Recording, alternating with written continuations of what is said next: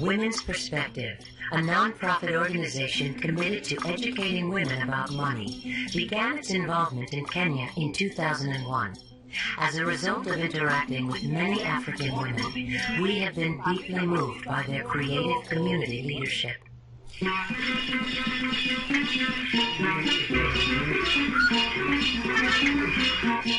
The following program focuses on the leadership and work of 3 of these women. Each, responding to community needs, has focused her time, energy, and resources into mobilizing her community to solve critical social problems.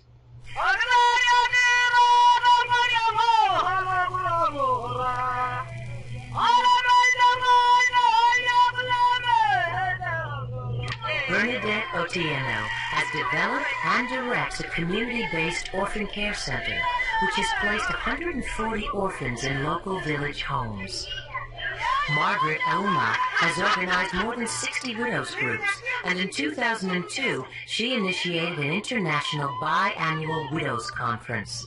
And Achola Pala Okeyo, an anthropologist who describes herself as a social scientist, acting as a bridge between research scientists and women's farming cooperatives, works to improve production and the quality of life.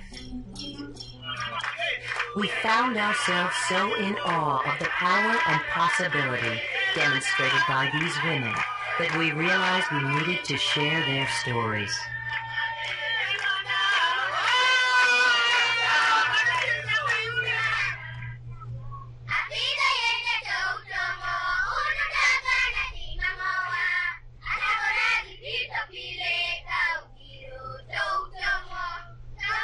I was affected by HIV/AIDS in that I lost my sister. She left my house to go and get married, and when she went and got married in less than 10 years, the whole family was swept away. At the time of my sister's death, the 3rd born in their family, Ferdinand, was still surviving. I took on Ferdinand to live within my household, and Ferdinand had full-blown AIDS as at that time. We lived with Ferdinand for the next 8 years before he died. So it was as a result of making my sister's, household to live, that I decided to really devote my time for the children.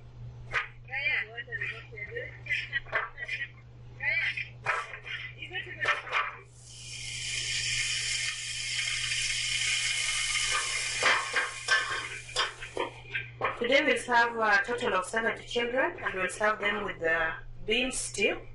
We'll also serve a bit of green vegetables and rice. We start the lunch from 12:30. They went back to school at 2 o'clock. It took St. Rita 7 good years to start getting external support into the program.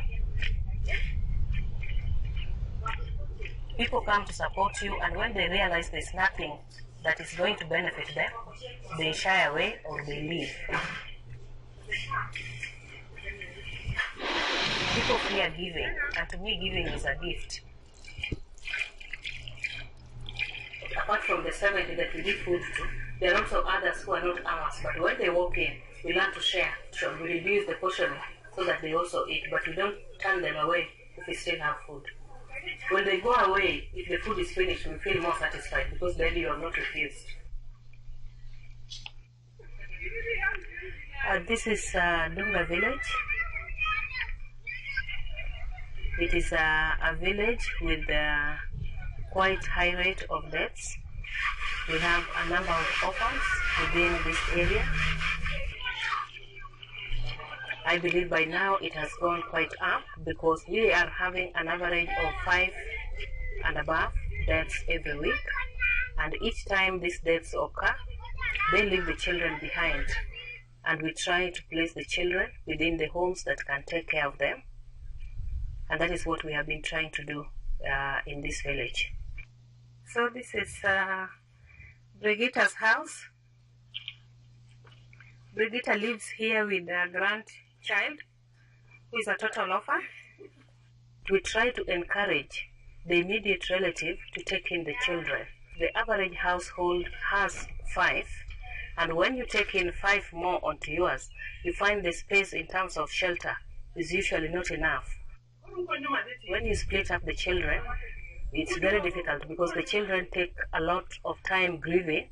They don't get over it fairly fast. But when we place them under one household and give them support, you find the grieving period is shorter. They are among the people they know, they have lived with, and they tend to settle fairly fast. Right now, we have a total of 140 children.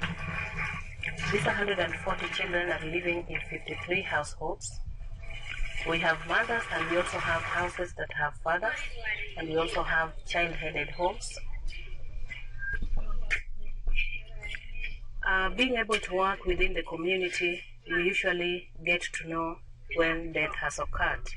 But it is not only when the death has occurred. We start with the parents when they are sick, because again now we work with the positive living people.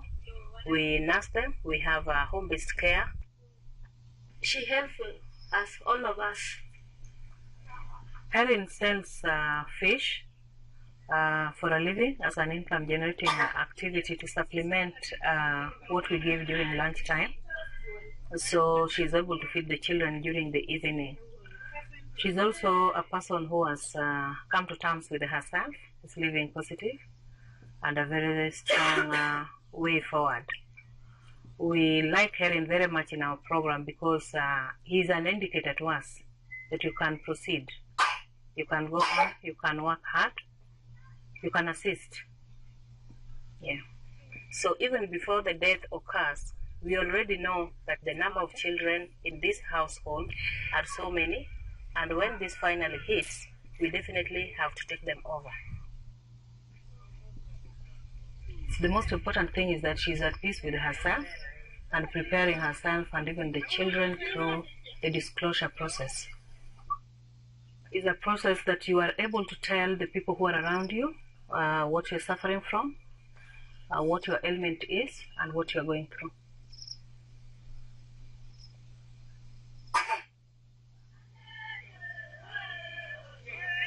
I think my God has made it possible. He gives me the drive to move on. He gives me clear sense of direction and an ability to be able to approach people who can assist in the program. So lead us into the class. Sometimes I dream small, sometimes I dream big, but I would want to see a situation where the number I have in my hands now, 140, are through with school and college, so that tomorrow, if they are old enough to walk, they walk on their own and they can recognize that somebody somewhere held our hands in the community, and that's why we are able to walk on our own.